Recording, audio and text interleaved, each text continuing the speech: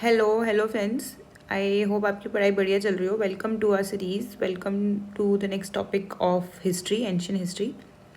ठीक है, आज हम वैदिक करेंगे। मैं आपको थोड़ा सा बता देती हूँ पहले कि हम कैसे इस फ्लो में आगे बढ़ रहे हैं, ताकि है ना, जो अगर पहली बार भी आप देख रहे हो तो आपको पता रहे कि भाई मैं सबसे पहले तो CGL मेंस को टारगेट कर रही हूँ। ठीक है, हम जो IBC है वो कर चुके हैं। IBC के बाद हमारा जो टारगेट रहेगा वो रहेगा अर्ली वैदिक एरा। ठीक है, फिर लेटर वैदिक, फिर हमारा मौर्यास। ठीक है, मौर्य के बाद लेटर मौर्यास, उसके बाद हमारे पास गुप्ताज आ जाते हैं। ठीक है, फिर हमारे हर्षवर्धन आ जाते हैं, फिर हमारा संगम एरा आ जाता है। और संगम एरा में हम जब ख़त्म करेंगे फिर हम चेरा, चोला और पांड्या पढ़ेंगे। ठीक है, उसके बाद कुछ जो असेंबलीज़ हैं और उससे रिलेटेड कुछ इंपॉर्टेंट लिटरेचर्स हैं। तो आज हम सेकेंड टॉपिक में हैं और मैं ट्राई करूँगी कि मैं आगे 3-4 भी एक साथ लेकर आ पाऊँ, ताकि ना हम जल्दी सिलेबस कंप्लीट कर पाएँ। ठीक है, मेरा यही मेन टारगेट है कि कम से कम टाइम में maximum videos to the point मैं आपको सिलेबस कंप्लीट करवा पाऊँ और आपको ज़्यादा टाइम ना लगाना पड़े, जो जनरली लोग कर देते हैं। ठीक है, सो लेट्स बिगिन विद वैदिक एरा। अब वैदिक एरा में ना मैं आपको थोड़ा पहले मैप में बताती हूँ कि हम किस रीजन की बात कर रहे हैं। यार देखो, जब जो वैदिक एरा है ना, वो ऐसा नहीं है कि भाई उसकी हिस्ट्री वगैरह शुरू से ही लिखी हुई हमें मिल रही है या फिर स्कॉलर्स ने लिखी है। इट इज़ बेस्ड ऑन श्रुति। ठीक है, श्रुति बेसिकली मतलब होता है कि वो इन्फॉर्मेशन जो कि सुनी सुनाई या किसी एक पर्सन ने दूसरे पर्सन को बोल दी, सुना दी, फिर इस पर्सन ने आगे सुना दी, तो वो इन्फॉर्मेशन इसी तरह पास हो रही है। लेटर ऑन उसको कंपाइल किया गया डिफरेंट आप बोल सकते हो कंपाइलेशंस में, जिससे हमें उसकी इन्फॉर्मेशन मिली है।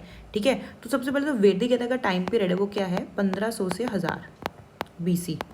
ठीक है, और जो 1000 है, 1000 BC से 600 BC है, वो हमारा लेटर वैदिक एरा का टाइम है। पहला तो यही हो गया। ठीक है, अर्ली वैदिक और लेटर वैदिक। अब जब अर्ली वैदिक एरा पढ़ते हैं वो हमारा ये वाला रीजन पड़ता है, जो इंडो गैंगेटिक प्लेन के लेफ्ट वाली साइड में, जो इंडस रीजन वाला जो पूरा ड्रेनेज सिस्टम का जो भी कैचमेंट एरिया होता है ना, वो उसके आसपास। फिर यहाँ पे इस एरिया में, जिसको हम गैंगेटिक प्लेन बोल देते हैं, ठीक है, या फिर हम इसी एरिया में लेटर वैदिक एरा पढ़ते हैं। ठीक है, जहाँ पे बाद में मॉडर्न सिविलाइजेशन बननी शुरू हुई, मौर्याज आए। ठीक है, पोस्ट मौर्याज आए, वो वाली जिसमें हम लेटर वैदिक एरा पढ़ते हैं बेसिकली। ठीक है, ये हो गया। उसके बाद इंट्रोडक्शन टू वैदिक कल्चर आफ्टर IBC हमने पढ़ लिया ये चीज़। उसके बाद हमारा वैदिक का टाइमलाइन ये भी हमने देख ली, मैंने आपको बता दी कि भाई अर्ली वैदिक एरा हम किसको बोलते हैं, जिसको ऋग वैदिक बोलते हैं, और लेटर वैदिक में क्या है। अब हमें ना पता होना चाहिए कि क्वेश्चन किस में से आएगा। क्वेश्चन हमारा आएगा, पहली बात तो मेन जो 4 वेदास हैं जहाँ से हमें इंफॉर्मेशन मिलती है। ठीक है, हर वेदा किस चीज़ को रिप्रेजेंट कर रहा है, इससे क्वेश्चन आएगा, पहली चीज़। दूसरी चीज़ क्वेश्चन आएगा पॉलिटी से। ठीक है, पॉलिटी से हिस्ट्री, मतलब इसकी जनरल पॉलिटी हिस्ट्री नहीं, जो अर्ली वैदिक एरा, ठीक है, या फिर लेटर वैदिक एरा है, इससे रिलेटेड जो पॉलिटी हिस्ट्री, उनका एडमिनिस्ट्रेशन, इकोनॉमी, जो भी उससे रिलेटेड चीज़ें हैं ना, जैसे वो किस रिलीजन को है, किस टाइप के रिलीजन को, किन बुक्स को फॉलो करते थे, वो वाली सारी चीज़ें। ठीक है, ओके, ये चीज़ मैंने आपको बता दी कि व्हाट इज़ वैदिक एरा। मैंने ना काफ़ी एक्सटेंसिव PPT बनाई हुई है, तो आप कंप्लीटली ना, मतलब एक बार मैं जो आपको चीज़ें समझा रही हूँ, एक बार भी आप रीड करोगे ना, थोड़ा पॉज करके देख लोगे तो आपको याद रहेगा कि मैं क्या चीज़ बोल रही हूँ। ठीक है, ओके। उसके बाद वेदा का बेसिकली मतलब होता है सेक्रेड स्पिरिचुअल नॉलेज, वो नॉलेज तो with time first generation to second generation pass हुई है। अब इसका मतलब श्रुति से रिलेटेड होता है। श्रुति का मतलब होता है एक वो ट्रुथ, मतलब the Vedas were so sacred that they were memorised. ऐसा नहीं है कि उसकी बुक हमेशा से कंपाइल हुई है, इट वॉज मेमोराइड, कॉल्ड श्रुति। ठीक है, something which is heard, and वो रिप्रेजेंट करती है एटर्नल ट्रुथ को, और वही ट्रुथ जो आज भी हमारे रिचुअल्स को गवर्न करता है। ठीक है, ओके। सेक्रेड टेक्स्ट है, डिवाइन ओरिजिन है, एंड ओरल ट्रेडिशन है, बस। उसके बाद हमारे आते हैं जो 4 वेदास हैं, उसमें से पता है आपको याद क्या रखना है। सबसे पहला यही कि हमारा जो ऋग्वेदिक एरा है, मान लो जो ऋग्वेदिक है, ऋग्वेद, सामवेद, यजुर्वेद, अथर्ववेद। तो जो ऋग्वेद है ना, वो बेसिकली इसकी बुक है, बुक ऑफ मंत्रास, मतलब इसका बुक ऑफ मंत्रा इसको बोलते हैं।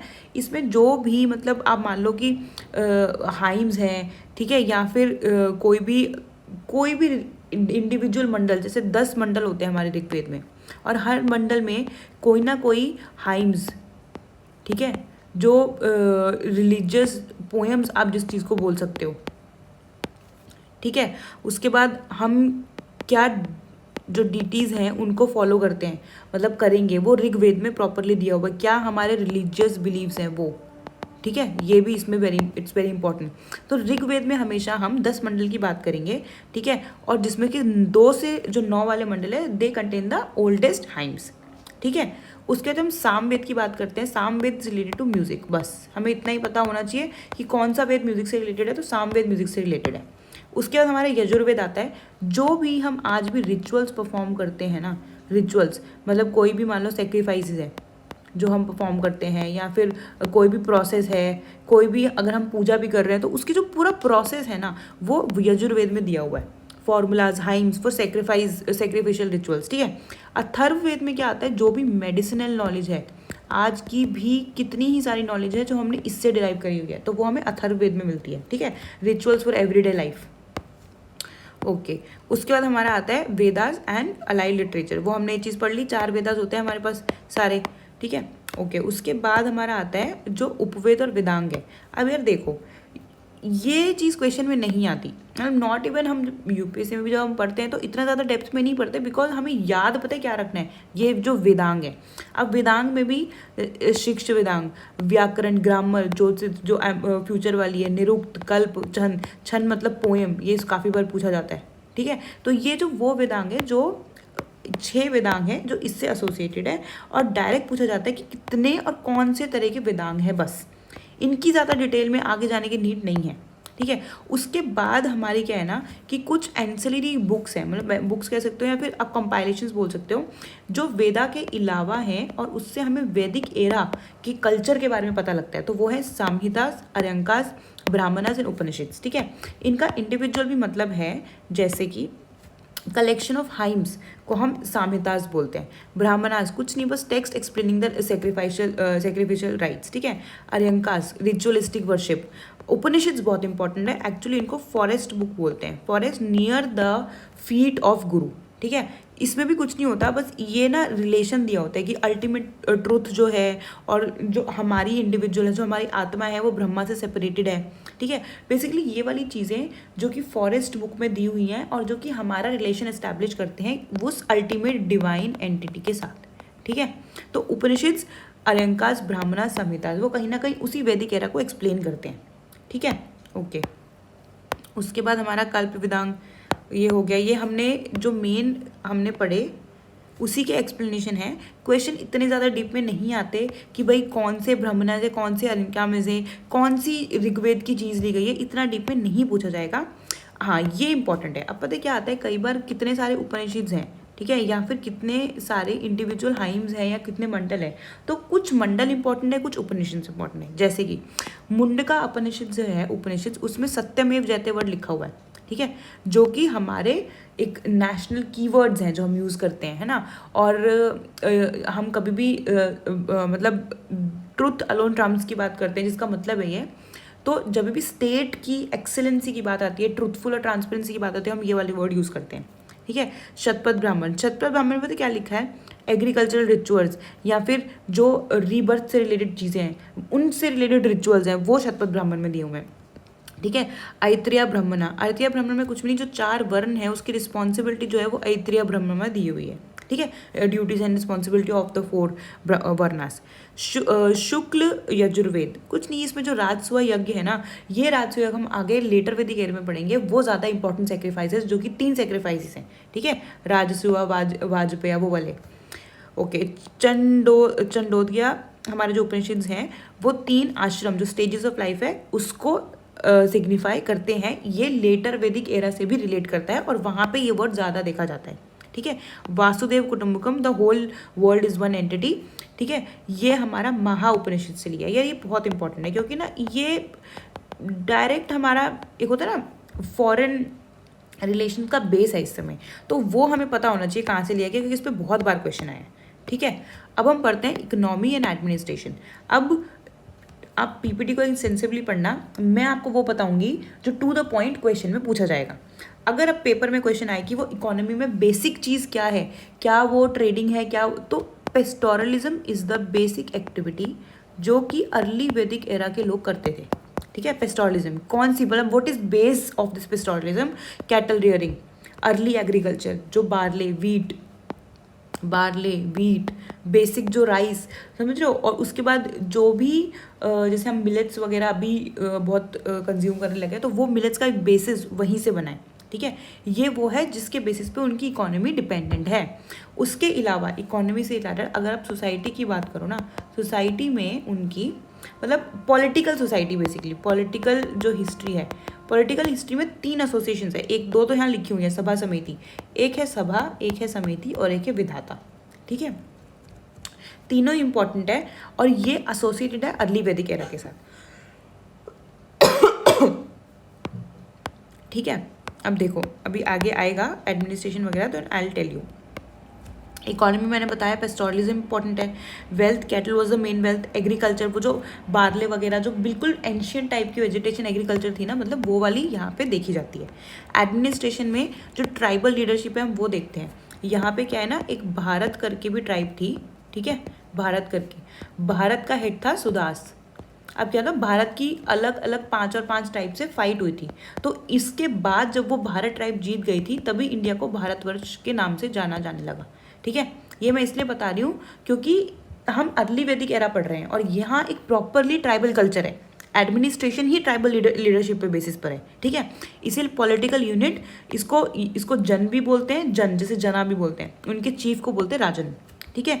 कोई फॉर्मल किंगशिप नहीं है, ऐसा नहीं है कि कोई इंडिविजुअल है उसी का बेटा रूल करेगा फिर उसी का बेटा रूल करेगा, जिसको हेरिडिटरी सिस्टम बोलते हैं, वैसा कुछ नहीं है, ठीक है। There is no monarch with absolute power.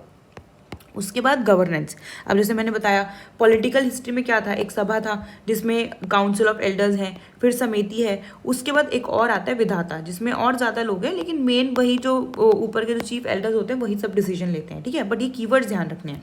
क्या कोई टैक्सेशन सिस्टम था? नहीं, कोई टैक्सेशन सिस्टम नहीं था, लेकिन वॉलंटरली राजन को गिफ्ट मिल जाते थे, ठीक है। और उस वॉलंटरी गिफ्ट को हम बाली बोलते हैं, बाल होता है ना बाली, मतलब कि कोई सेक्शन, कोई पार्ट ऑफ समथिंग, उस चीज़ को बोलते हैं। हायरार्किकल स्ट्रक्चर में अब देखो, हायरार्किकल स्ट्रक्चर में क्या है कि पॉलिटिकल एंड सोशल स्ट्रक्चर वो सारे हायरार्किकल थे। बेसिक यूनिट ऑफ फैमिली कुला थी, ठीक है। ग्रुप ऑफ हाउस होल्ड को ग्रामा बोलते हैं। विश वो हमारा होता है कि जो हमारा एक एडमिनिस्ट्रेटिव यूनिट होता है, अब इसको भी ना एक पर्सन हेड करता है, उसको बोलते हैं हमारा विषिपति या विषुपति भी बोलते हैं इसको, कई बुक्स में इसको विषुपति भी बोलते हैं, ठीक है। जन मतलब कि वो लार्जेस्ट यूनिट जो मैंने अभी आपको बताया ग्रुप ऑफ पीपल का, उसको लीड कौन करेगा? राजन करेगा, ठीक है। अब देखो इसमें हाँ एक चीज़ और ध्यान रखो, एक हमारा होता है रिलीजियस। जब आप रिलीजियस वाली चीज़ पढ़ते हो ना, तो उसमें जब आप अर्ली वैदिक एरा पढ़ते हो, अर्ली वैदिक एरा, तो उसमें ना मोस्टली जो नेचर वर्शिप है ना वो देखी जाती है, नेचर वर्शिप, ठीक है। जैसे इंद्र है, इंद्र वो रेन ऑफ गॉड होता है, रेन ऑफ गॉड मतलब गॉड ऑफ रेन, समझ गए ना, Indra is the God of rain जिसे बोलते हैं, ठीक है। वैसे ही हमारा जो वायु है, मैसेंजर गॉड, जो हवा है ना उसको मैसेंजर गॉड बोलते हैं, ठीक है। ओके, उसके बाद हमारी कुछ हद तक शैमानिक प्रैक्टिसेस भी एक आधी बार देखी गई हैं, लेकिन हम मोस्टली नेचर वर्शिप पे ही रिलाई करते हैं, ठीक है। अच्छा, जो हमारे कुछ सेक्रीफिशियल परफॉर्मेंसेस थे वो हमारे मेल चाइल्ड के लिए थे, मतलब उस समय कुछ परफॉर्मेंसेस होती थी जिसमें मेल चाइल्ड को प्रेफर किया जाता था। ये मोर ज़्यादा देखा जाता है लेटर वैदिक एरा में, ठीक है। नेचर वर्शिप थी। उसके बाद क्या है कि जैसे लोपा मुद्रा वगैरह, फीमेल जो क्या कहते हैं गुरुज हैं या फिर फीमेल जो इंटेलेक्चुअल्स हैं वो भी इसी टाइम में देखे जाते हैं अर्ली वैदिक एरा में, ठीक है। एक ये चीज़ ध्यान रख लेना। तो हमने रिलीजियस वाली चीज़ पढ़ी, हमने पॉलिटिकल देखी, हमने इकोनॉमी देखी, हमने सोसाइटी देखी जो कि काफ़ी इक्वल थी।